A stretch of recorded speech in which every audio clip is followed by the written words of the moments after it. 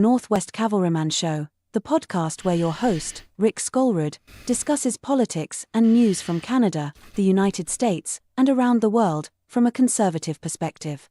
Warning: professionally offended people and liberal crybabies may be triggered. Viewer discretion is advised. While we put the finishing touches on this podcast, you are invited to visit the show notes. There are links to all of Rick's social media, including his website where you can sign up to take the Canadian Firearms Safety Course, which is a prerequisite for obtaining your Canadian Firearms License, also known as a PAL. Rick teaches these courses in Maple Bay just east of Duncan on Vancouver Island, British Columbia. Now here's your host, Rick Skolrud.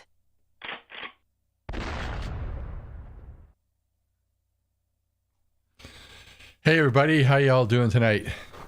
Let's I hope this is a good one. Hey, if you could just let me know how the sound is coming through. Hello, what's in your head? From Ontario. Just let me know if the sound is good. I didn't get a chance to reset my earbuds, so I'm using my editing earbuds, which stick out quite a bit because they're Walker. What they are is they're actually hunting and shooting earbuds that can connect to the to a computer. So hopefully the sound is okay and I don't lose everything. Oh, great, the sound is good. Hey, Rockheart, Jessica, D-Ski, and David, how y'all doing? So today wanted to talk. Hey, Peggy. Wanted to talk about a few things. Obviously, the big news that for the last couple of months really has been the Trump tariffs on Canada and our reaction. And of course, who knows when this is going to all blow over, if it will blow over. I think it kind of will. I suggested a little while back that he might do another extension. And of course, he has. He's done another extension, but not until he had a phone call with Trudeau, and apparently he was cussing Trudeau out, which I would have loved to hear. That would have been funny. Hello, Ron. Yeah, that would have been great to hear Trump cuss Trudeau out, because I mean, we all want to cuss him out, don't we? So that's pretty good. So the apparently all the items that were listed in the USMCA or CUSMA, the other way that they say it. I'm not sure if why they say CUSMA up in Canada and USMCA down in the States, why they don't just have one name for it. But hey, that just is the way it is. So, so there, I just saw a mother's comment here. It's Trudeau's tariffs. It actually is because he didn't do enough to get things going. So what has he done in the past month? He's designated a fentanyl czar. Will that fentanyl czar be any good? I don't know. There's lots of questions about that. Hey, Jessica, you're from Pensacola, Florida. That's great. I didn't know that you were down there. Is that where you're from originally, or is that just where you're visiting? Hello, Brad. Well, thank you very much, Brad. So, I don't know what Trudeau's actually done other than that one announcement, but apparently he's done enough to put it off for another month. Hello, Paul. I think it's going to be interesting to see in a month what really comes of it, because it's not just the border tariffs that are coming. It's the retaliatory tariffs. So the dollar for dollar tariffs that Trump, or percentage to percentage tariffs, whatever that is, that Trump is putting on April the 2nd. Are they going to be cumulative, or are they going to be just, one tariff. I think his idea was that it was going to be cumulative. So we'll have to see about that. What is, I think, a little bit interesting is David Eby. His response to this, I don't like that guy. I don't like David Eby at all. Probably because he's a leftist, socialist, fascist, whatever. Hello, Tracy. David, when weebs react. That's an interesting name. Hey, chickadee. I don't like him at all, but he's got this to say on the tariffs, and let's play this and then we'll talk about it just a little bit. The chaos and the swings back and forth, the tariffs are on, the tariffs are off, the threats, the orders rescinded, put in place. It's all a deliberate tactic to weaken our resolve, and it will not work. We're going to protect British Columbia's workers and families and businesses, and we're not going to stop. I'm here to share that we will be introducing a new law in the coming days to respond to this historic challenge, unprecedented legislation. It will include such countermeasures as allowing the province to apply fees to commercial trucks that transit through British Columbia on their way to Alaska.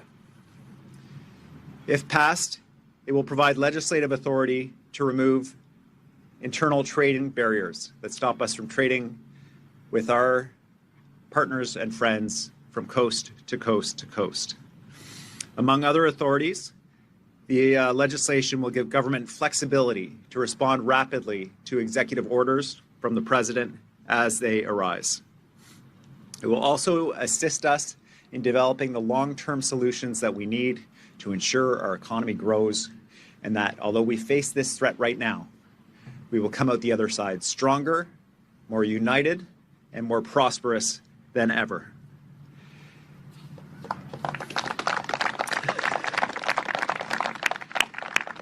To respond to this unprecedented threat, we need every possible tool available to us, and I look forward to sharing much more detail about this new law when the legislation is introduced in the coming days. We are fighting back hard in this trade war. We didn't ask for it, but we're sure not going to shrink from it. Our initial response included removal of liquor products from Republican states, Texas vodka, Tennessee whiskey, Kentucky bourbon from BC liquor store shelves. We're not buying it anymore. We directed BC Liquor Distribution to stop purchasing these products. The provincial government and Crown corporations have been directed to buy Canadian first, to buy BC goods and services and goods from across Canada as part of our Team Canada approach. Absolutely right, thumbs up. So, I mean, there's so much that you can say about that. First off, I'm not sure it's a good idea to start putting road taxes or transport fees on commercial vehicles that are going to Alaska. You know, it's just a bad idea. Like, who are you hurting there? You're hurting Alaskans. Do they? It's not hurting Trump at all. What does that do to the U.S.? You're hurting a few Alaskans, and there's not that many up there. I mean, I think it's right around the same population as all of our territories put together. Maybe it's a little bit more, but yeah, I don't think that's a good idea at all. I don't think it's going to reflect on Trump. I don't think it's going to have any real effect. I think that is just a bad idea. And then what happens? How is he going to enforce that? Let's say a truck comes through the Alberta crossings and goes up, north and finds, I'm not sure how many weigh scales there are in northern BC. There probably are a few, but every time, so many times I pass a weigh scale and they're closed. I hardly ever see any weigh scales that are open. So how is he going to enforce that if they don't come through from Washington? And he said specifically Washington. Well, Washington's not the only state that borders on British Columbia. I think a small part of Montana does. I got to look at a map. And also, I think Idaho does. Obviously, if a small part of Montana did, Idaho would, because it's very skinny up on top there. But I really don't think that's going to be a good idea. I don't think he's going to be able to, enforce it unless there's weigh scales. Is he going to try to get Canada Customs to collect it for him? It's another bureaucracy that's going to cost a whole bunch of money. There's something that when I worked for Canada Customs back in the day when it was part of Revenue Canada, is they didn't actually collect duties and taxes on small amounts because it cost more to process it than they would get from the revenue that it created. So what's the point unless this is going to be a super high fee? They're not going to even enforce it. If it's if it's something like a couple $100, maybe they'll start enforcing it. But unless it gets up to 500 or more, a lot of times they're just not really going to enforce it. Which I'm not sure what their level is. I know that back in the day, if the customs and excise that was collected was less than $20, and you got to remember this was 40 years ago when I worked for them, or not quite 40, but getting there.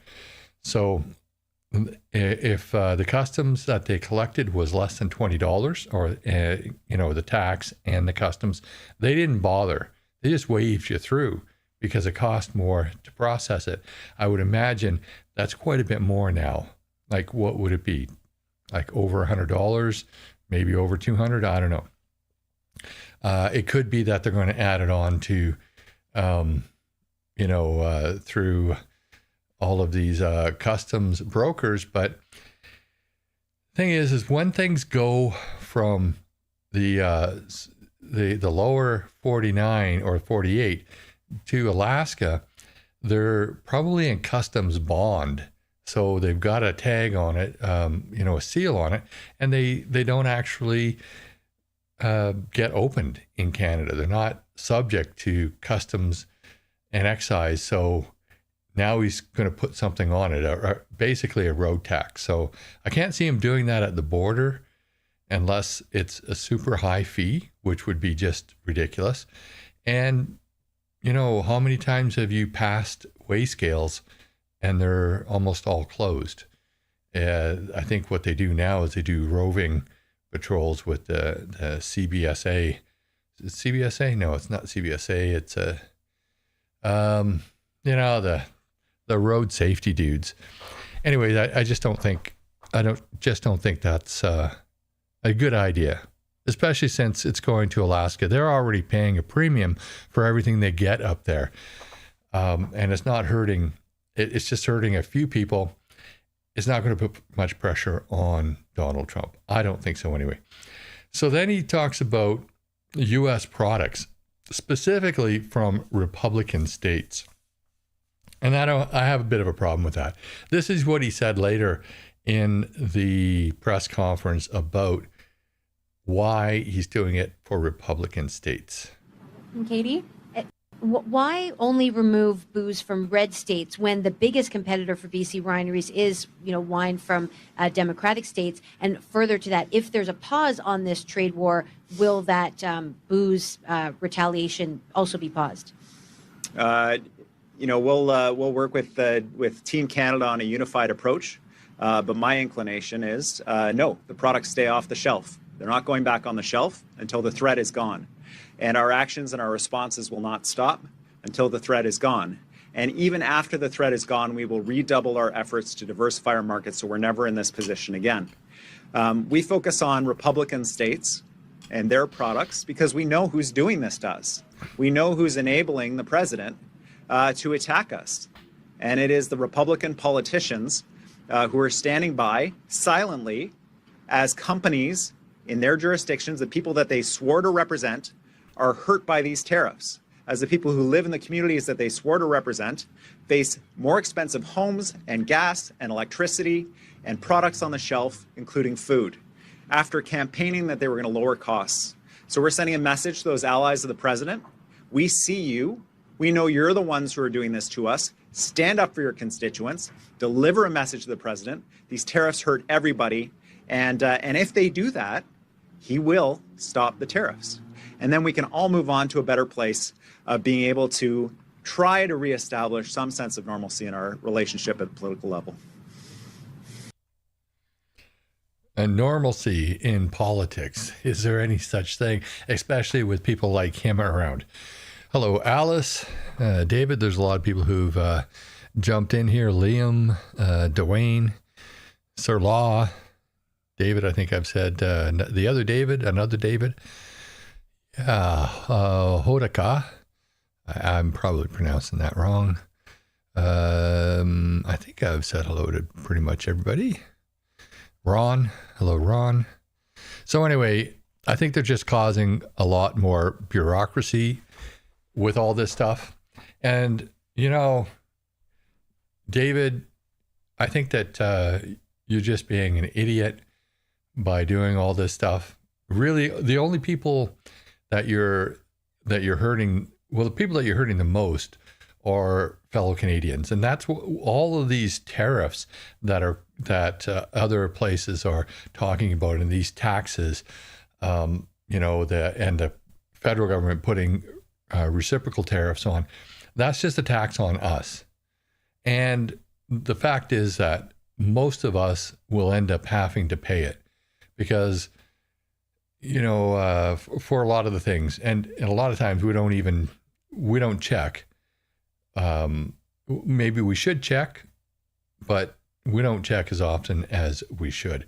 So I think that, and I think that targeting red states in particular, I think that is very, very petty of him, because this is a Trump thing, and it's a federal thing in the U.S. It's actually more of a Trudeau thing than a Trump thing, in my opinion. But, so singling out the Republican states, I don't think that is a good idea. So all of his, commie friends, from California and from Oregon and Washington all produce wine, just like we produce wine in BC, but we're still going to get that wine here. And whatever other products they produce that we also produce. I'm not sure if we bring apples in from the U.S. I have a feeling that there's a lot of restrictions on fruits and stuff like that, especially fruits that come into British Columbia that we make here. But you know what? I just don't think it's a good idea. Now, is it going to affect me? Well, I probably should cut down on my bourbon anyway. So, whatever. I think that that's just a bad idea. And I think that it's being very petty going after the Republican states. Well, what do you think? So is, why single out the Republican states? If you're going to do something, why are you doing it, half-assed, really? I don't think you should do it to begin with, but I really don't think you should do it like that. Now, he's talking about this law that he's going to bring in. And essentially, this is an enabling law. I'm not sure how it's going to read, but basically it's going to be a law that allows him to move quickly and essentially have executive orders or orders in council quite easily to respond to this. Normally, if it's a monetary issue, usually there has to be some sort of vote in the House. Now, I'm not sure about this in this case because it's tariffs and yada, yada, yada, or it's responding to tariffs. But normally anything that has to do with money, finance, has to go through a vote in the House. So,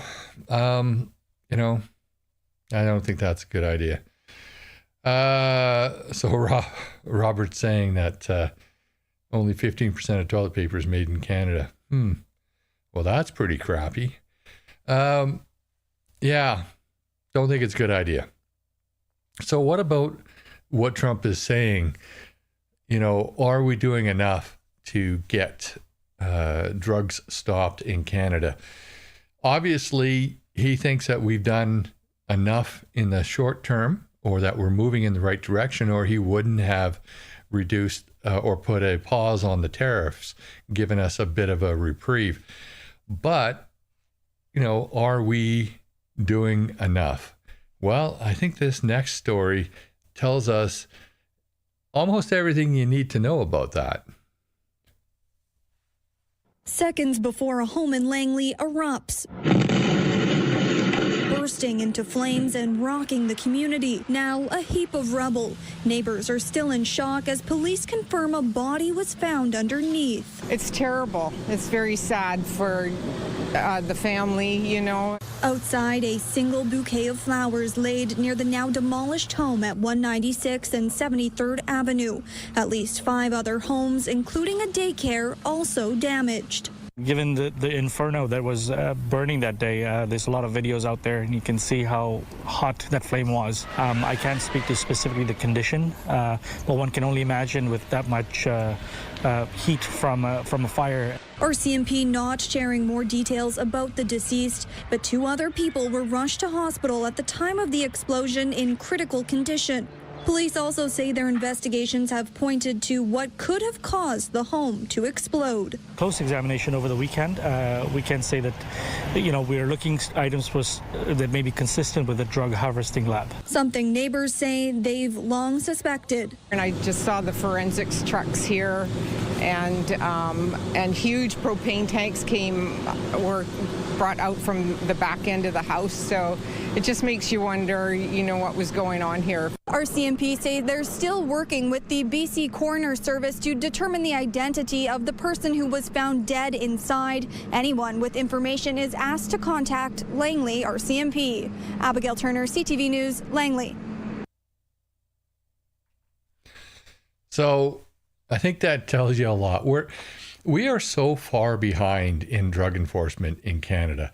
And that's because we've had such a lax attitude, primarily since the 1960s. I mean, it's been going downhill forever as far as drug enforcement goes. And I realize a lot of people don't think that it is a victimless crime. It's not. It's not a victimless crime at all. And a lot of people say, well, you know, it's the, you know, and victimless in the sense that they do it to themselves. I don't subscribe to that because there's so much else going on here. We don't do enough in prevention, and we also don't do enough in treatment. Instead, we enable people, and, you know, because of all the enabling we do, like, I haven't heard of any of these drug dens being shut down. I haven't heard of and by drug dens, I mean the safe injection sites, which are government drug dens, essentially. I haven't heard about them being shut down. These are enabling sites. They need to be shut down. The safe supply has to absolutely be cut off, because this is all part of the problem.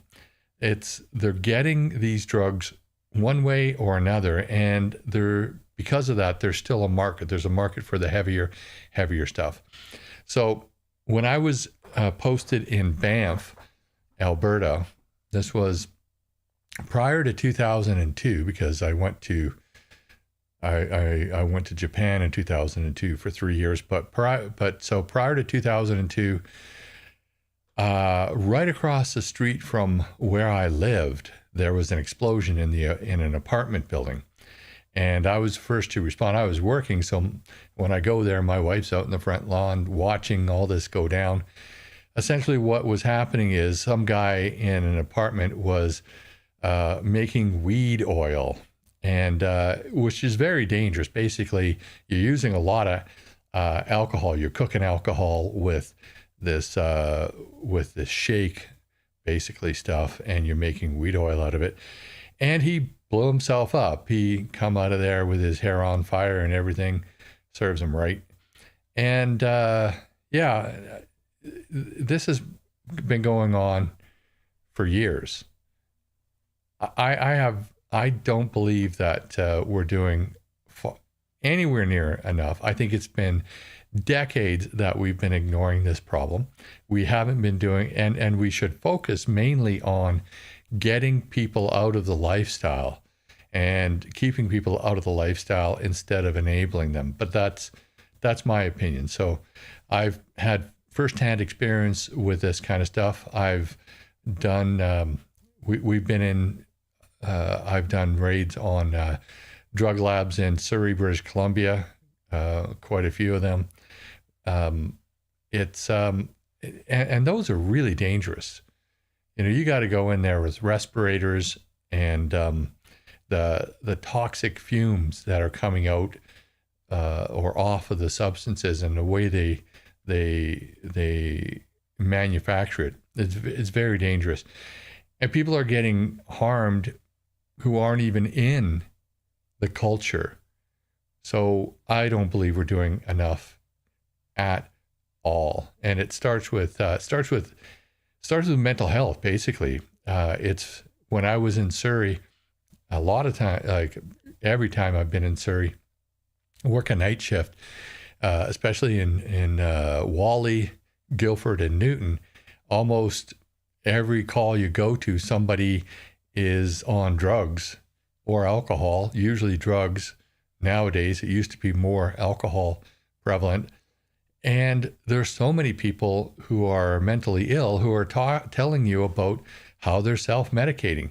And you don't know, well, what came first, the drugs or the alcohol? Or the drugs or the mental illness, I should say. There's so many people, especially people who are diagnosed or believe that they are bipolar.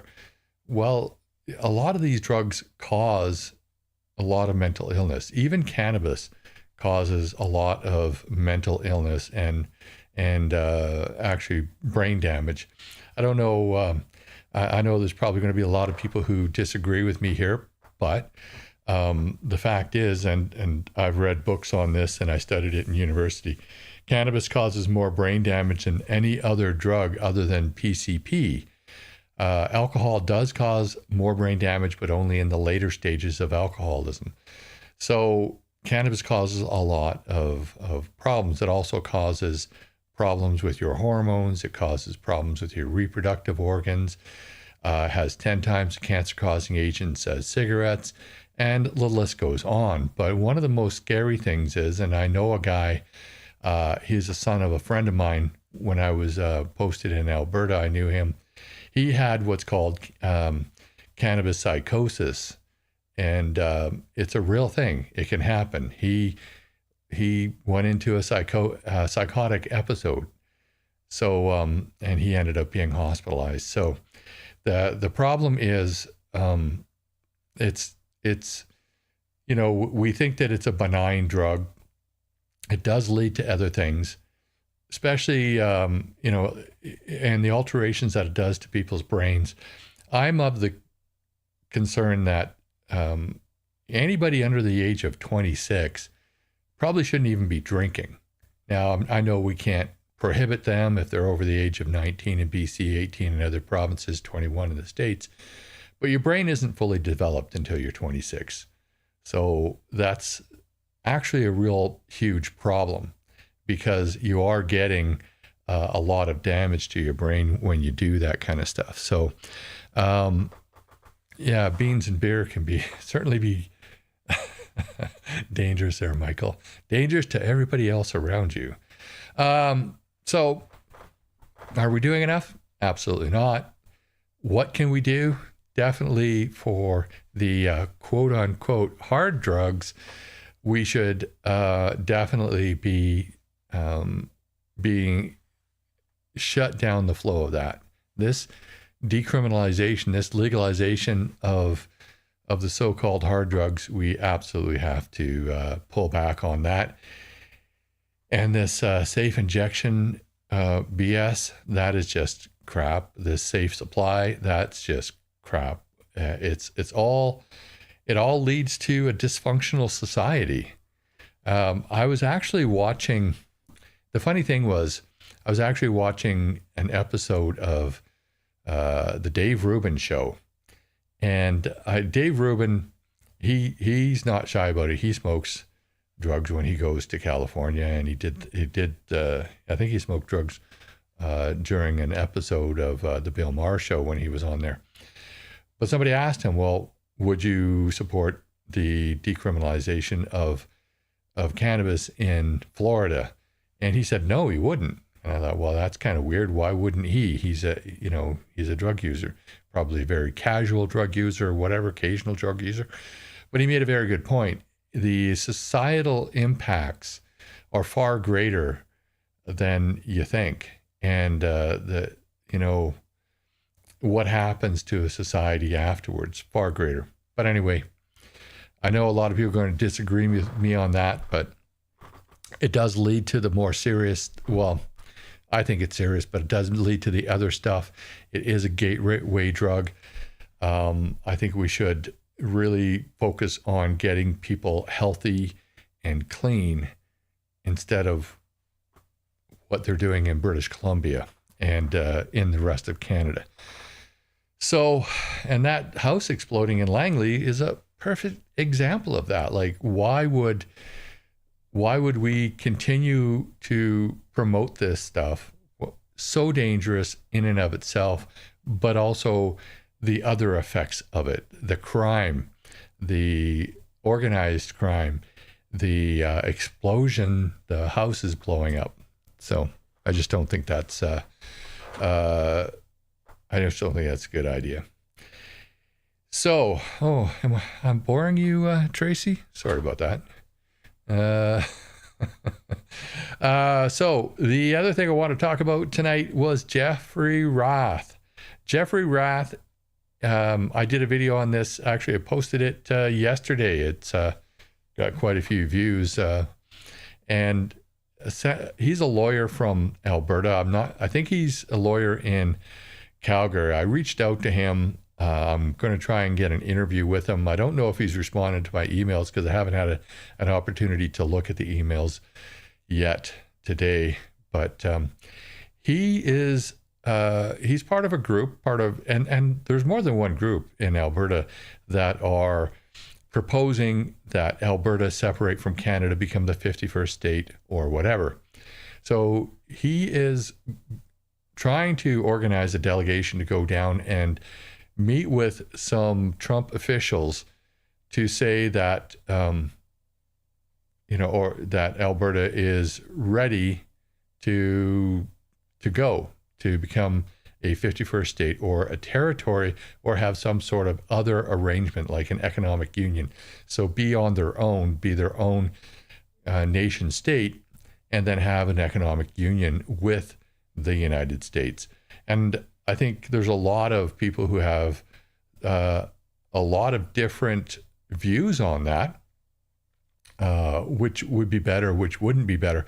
I've never thought that a territory would be a good idea, but he did bring up a very good point in that the Sarah Palin, he apparently knows her, or somebody associated to him does, and she was talking about the benefits of being a territory over a state. And essentially what it is there's less taxes. There's no federal income tax, which I thought was a bit different. I didn't realize that there was no federal income tax for the territories. So like Puerto Rico doesn't have any. But I'm wondering what they would be cut back on, because obviously if you don't have federal income tax, there's going to be something as far as not getting all of the services. Are they cut back on Medicaid or Medicare when you get over 65? I don't know what that's going to do. So he's looking at a few different things, whether Alberta should be a nation state on its own, just a complete separation, whether it should become the 51st state, or whether it should become a territory. And what I wanted and basically I just wanted to bring up that there are other options. It's not just whether it's a state or a territory. But Trump has even said, and I should have loaded this clip up, but somebody in Trump's cabinet was talking to him about essentially one of the things that I've been talking about. So I'm not going to take credit for it because I'm pretty sure he didn't see my video, but he was talking about how the path to getting the Western Canada, is through Alberta. You get Alberta as a state, then Saskatchewan probably would be the next state, and then BC, possibly Manitoba. I'm not sure where they stand on that whole idea out in Manitoba. A lot of people are saying, well, why would we want BC? Well, most of BC, outside of the island and the lower mainland and the coastal area going up the coast, most of the interior are fairly conservative. You get little pockets that aren't, primarily, First Nations communities, but you do get a lot of conservatives in those areas. But the reason why you would want British Columbia as a state is for the port. The Port of Vancouver, the infrastructure is already there. It's the fourth largest port in North America. And shipping from Alberta, shipping from Saskatchewan, shipping from Manitoba even through the west to those ports wouldn't be a challenge at all. We already have the rail structure in place. When we get to building pipelines, of course, bringing it to that port as opposed to going further south, you save money with less, building less mileage in pipelines. And you could even have, I'm not sure how big Prince Rupert is. I've been to Prince Rupert, but I was a kid at the time. I'm not sure if they have room to expand their port area, but there's also options of ports further north. So there's that. I think that they shouldn't rule out British Columbia just because it's a little more leftist. But as I said before, and it brings me to my next topic, is if Alberta really looks like it's seriously going to vote for integration into the United States, I believe that there's going to be a massive migration of conservatives into Alberta and conservatives into the West, because they will see this whole area as possibly going to the United States. So conservatives in Ontario and Quebec and the Maritimes coming west, finally pulling the plug and or pulling the plug is not the right, you know what I mean? Like finally doing it, finally making the move. And I also believe that there's going to be a lot of liberals out here deciding, hey, you know what, we're going to move back to Ontario. Now, I know I do have some people from Ontario on this stream, and I don't want to insult anybody from Ontario or the East Coast. I was born on the East Coast. I just think that when you look at it from an American perspective, they might take the East Coast as a territory, but would they take it as a state? And would they take it as, and if they took them as a state, would they take it as 4 different states, or would they take it as one state? Because there's a political component to this, and it has an effect on the makeup of the Senate, because there's 2 senators from each state. So the Senate would be obviously increased if any province became a state. But when you look at how many provinces would be left-leaning, would they like that? And would they want that imbalance in the Senate? Because you got to remember, In the U.S., it's almost 50-50. There's 33% always vote Republican, 33% always vote Democrat, and then there's that big chunk of people who split it down the middle, right? Probably quite similar to what happens here, only we have a lot more parties. But I think that there's a big concern, and I see it in the comments on my channel all the time, is they don't want Eastern Canada. I think they're missing out on a lot if they don't. But I do believe that that Trump, if he had the opportunity, absolutely would take the West and the North and the East Coast, because then that gives him the Northwest Passage, and it gives him the security, especially if he gets Greenland. So then you're left with Ontario and Quebec. Well, Quebec, I believe that Quebec would want to be on its own.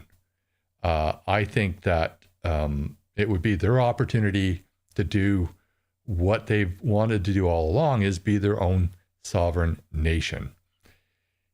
And that leaves Ontario as Canada.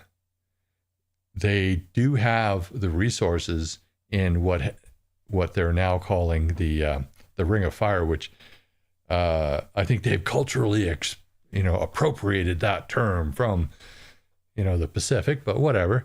I think that Ontario would would have. I don't know. I don't think that they would vote to go to the U.S. But if the U.S. had the rest of Canada, other than Quebec and Ontario, I think that would satisfy all of the security needs. Ontario and Quebec would be, protected because they'd be surrounded by, a great nation that had a great military. They really wouldn't need a military at all. They could drop out of NATO and who's going to invade them? And I think that a lot of the Liberals would vote to remain separate. So Ontario would either change its name to Canada and have one level of government, or they would just abolish the federal level and be Ontario. But that's just what I was kind of thinking in my mind. Like, what benefit would there be to the Americans politically for them to try and get Quebec and Ontario to join?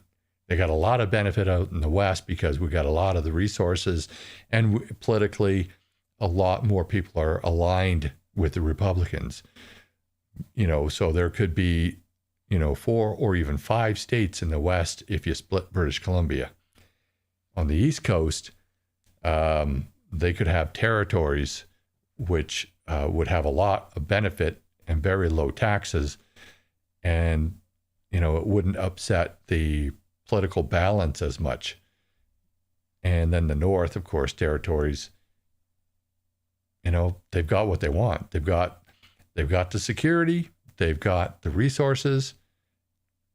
I just think that they might not really be interested in dealing with the politics of bringing the Central Canada into the mix. Now, I could be wrong about that, and I'm sure there's people from those areas who wouldn't like that idea because it seems like they're being left out, and I'm sure there's people who really like the idea because they don't want anything to do with the U.S., which I think is not a very good, not very good, because there's so much that you could, that a united North America north of Mexico could do, and that's kind of my opinion on that. But I do believe that government should remain small. So how is that possible if I think that it would be a good idea to remain or to unite with the states? Well, it's not about how much territory or how many people. It's really about government itself. We in Canada have so much representation in Parliament that if by per capita, if the United States had the same amount of representation, they would have somewhere near 3,000 members of Congress. I mean, you think about that. We have 1/8 of the population now of the United States, but we have more senators. And the way we distribute our senators is just retarded, but that's just the way it is. So if you think about that, and after the Trudeau got in, the amount of public service personnel that he's hired, who are doing less and less because he keeps contracting things out, is humongous. So I just wanted to play you this here, and then we can talk about the size of government a little bit more.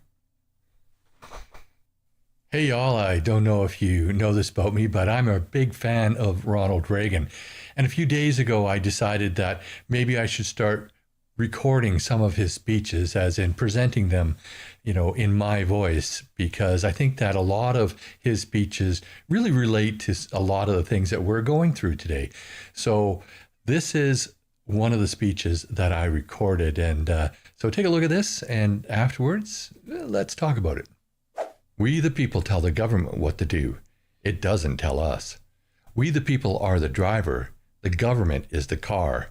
And we decide where it should go and by what route and how fast. Almost all the world's constitutions are documents in which the government tells the people what their privileges are. Our Constitution is a document in which we, the people, tell the government what it is allowed to do. We, the people, are free. And I hope that we have once again reminded people that man is not free unless government is limited. There is a clear cause and effect here that is as neat and predictable as a law of physics. As government expands, liberty contracts.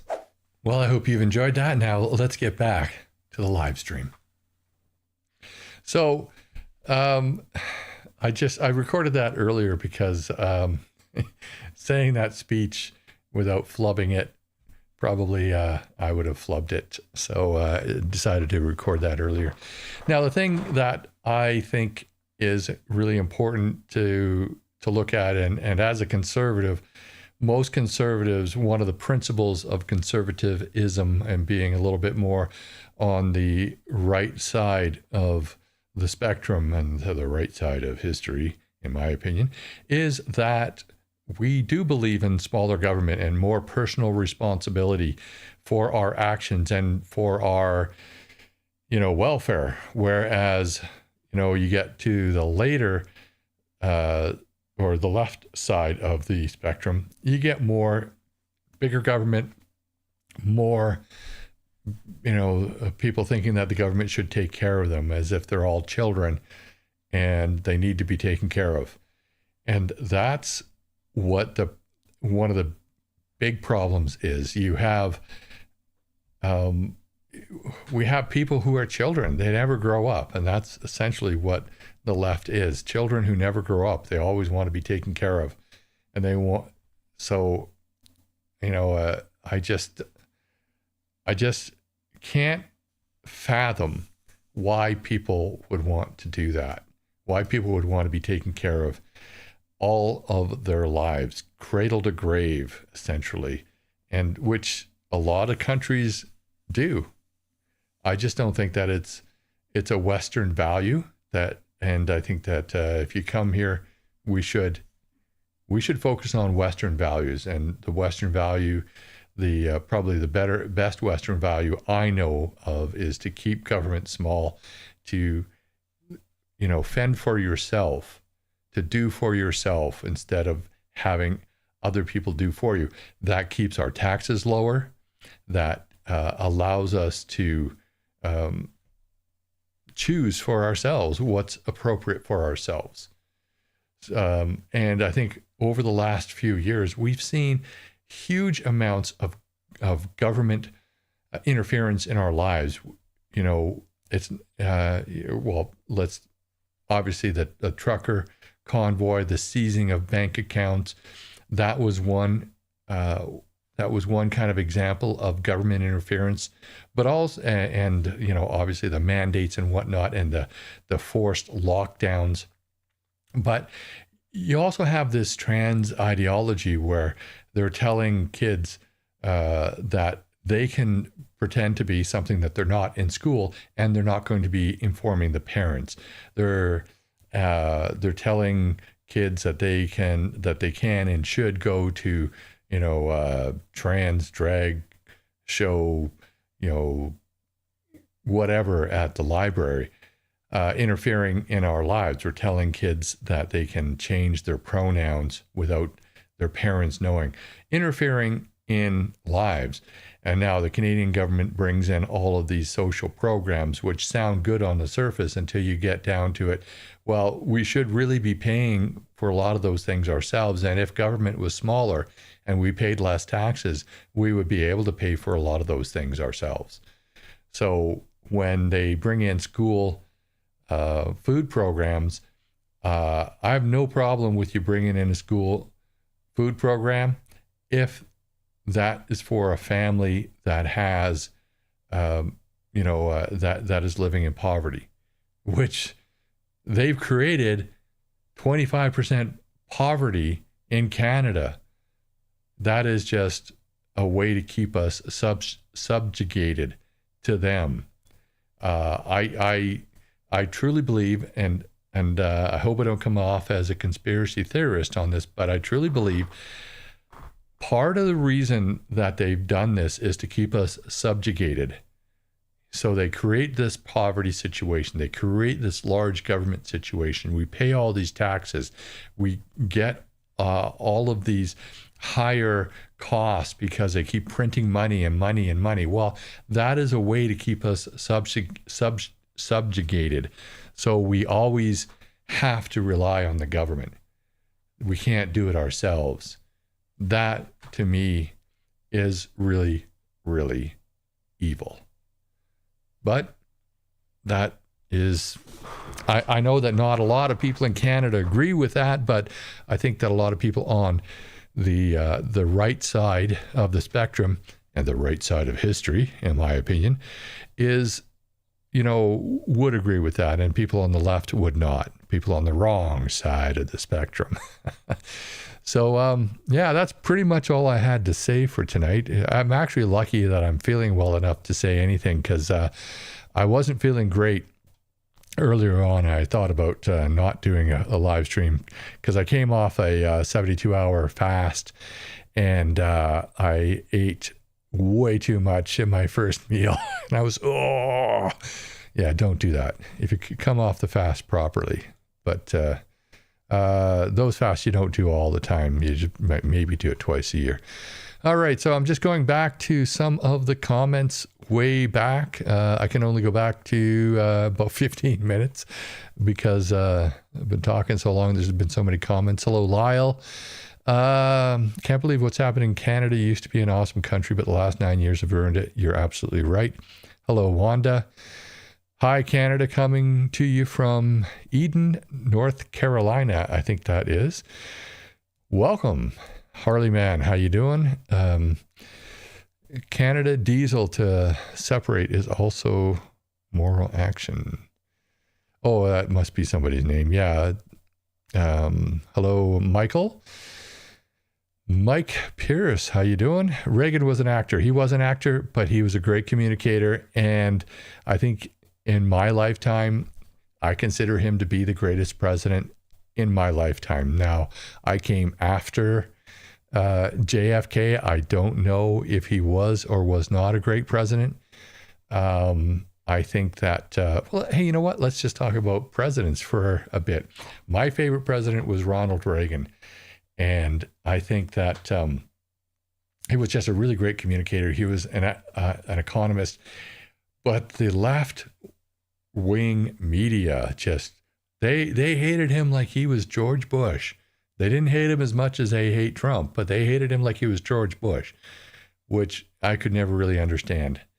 I was actually watching a I don't know if I should tell you this, but I was watching a whiskey program, a podcast the other day, and this guy was making whiskeys of the famous presidents, and one of them was President Nixon, and he starts to really trash President Nixon. Now, we all know Nixon was a crook, but was he as bad as what everybody said? You know, Watergate was pretty bad, but guess what?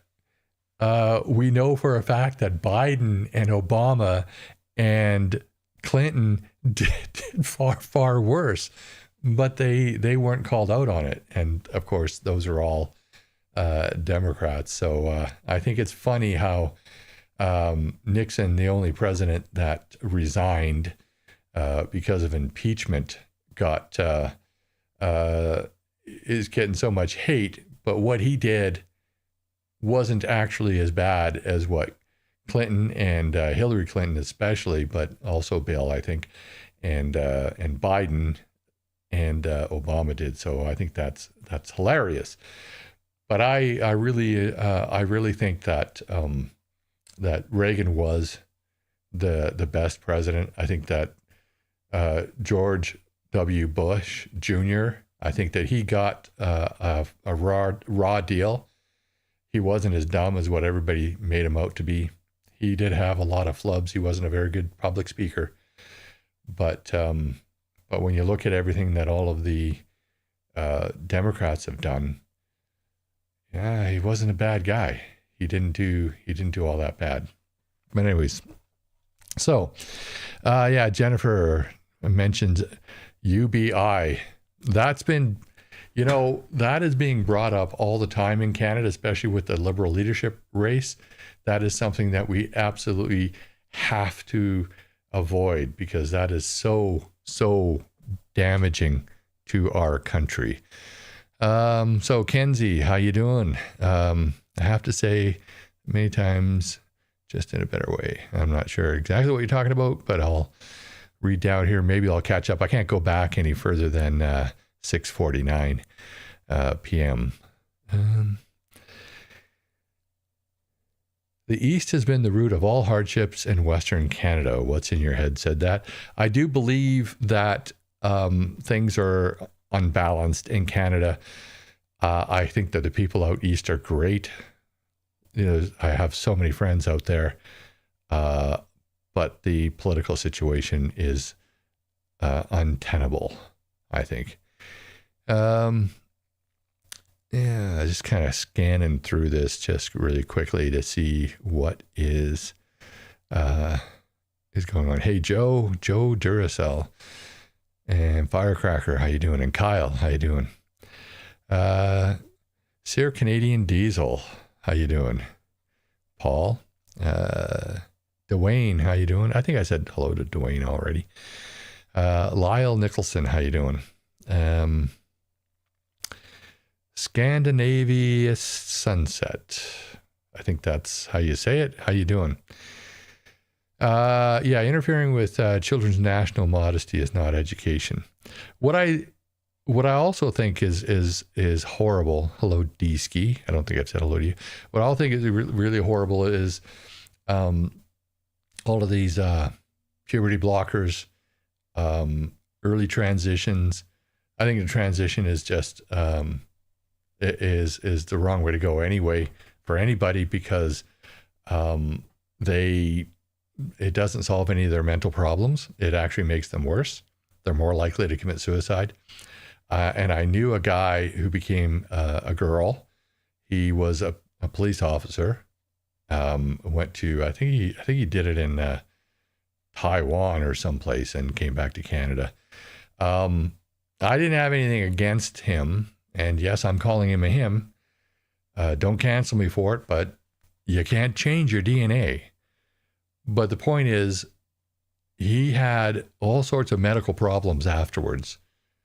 And, organs start shutting down. It's not the quick fix or the fix that a lot of people think it is. It actually causes more harm than good. And doctors, they're violating their oath, in my opinion, by doing that, because their oath starts with do no harm or has do no harm in it. So I know I'm a redneck and a lot of people are going to jump down my throat for that, but it's just the way I feel. And I've gotten in trouble in my old occupation for stating some of my views. So there you go. Robert Chavez, how you doing? John Smith, how you doing?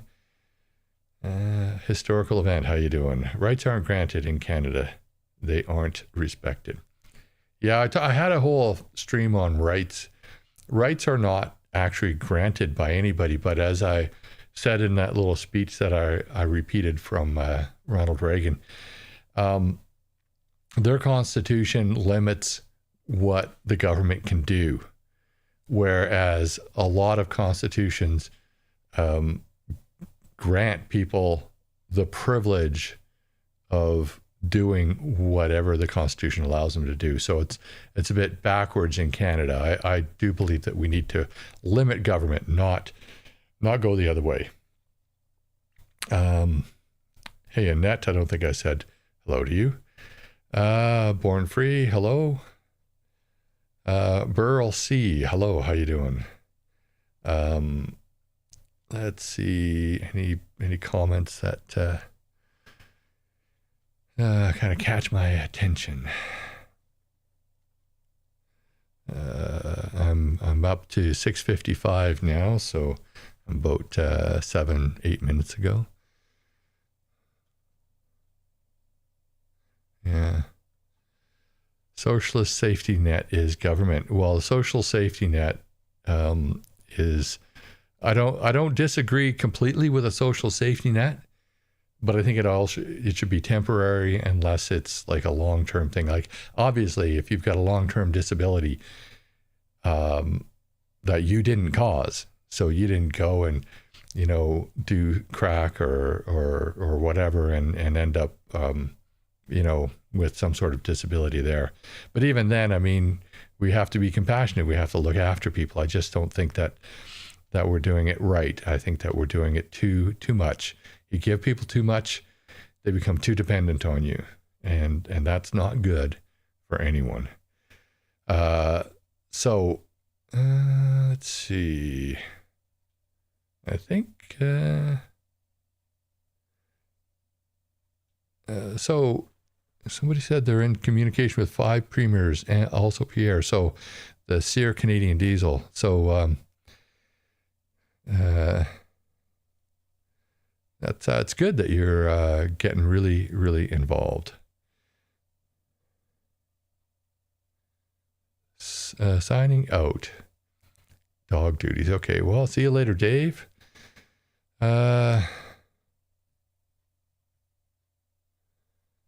Okay, I think I caught up with everything. Anyway, thank you, everyone, for joining in. It's been, I had more to say than I thought I had to say today, as usual. I guess because I spend so much time alone doing work on the house, and when I get an opportunity to talk, I just yammer on and on. But there you go. So anyways, I hope everyone enjoyed the last hour and that you have a great evening coming up this evening and a great rest of your week. If nothing comes up that I feel the urge to live stream before next Thursday, I will see you next Thursday. And funny thing about that is I didn't realize, I mean, everybody knows what see you next Tuesday means. I hadn't even thought about it, that see you next Thursday is kind of the same thing. I'm not saying that. I'm actually saying, hey, catch you next Thursday. So have a good evening, and we will catch you next Thursday. I guess I should change that. So we will see you later. You've been watching the North West Cavalryman Show. Thank you for tuning in this evening. I hope you've enjoyed the content. Don't forget to like and subscribe, and share with your friends and on social media. May God bless you. And if you're a liberal crybaby, bless your heart. Have a great rest of your week, and we'll see you next Thursday.